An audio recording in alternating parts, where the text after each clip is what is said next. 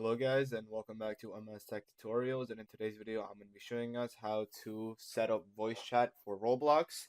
So basically how to unlock it and etc, and how to start using it, and let's get straight into the video. So the first thing you guys want to do is go over to settings by clicking on the gear icon in the top right. From here you want to basically scroll down and hit privacy. From privacy scroll down again, and then it's going to say verify your phone number to unlock more features. And basically in order to use voice chat you do need to add a phone number, so make sure that you have that.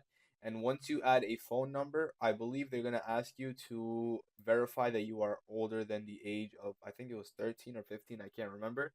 13, yeah.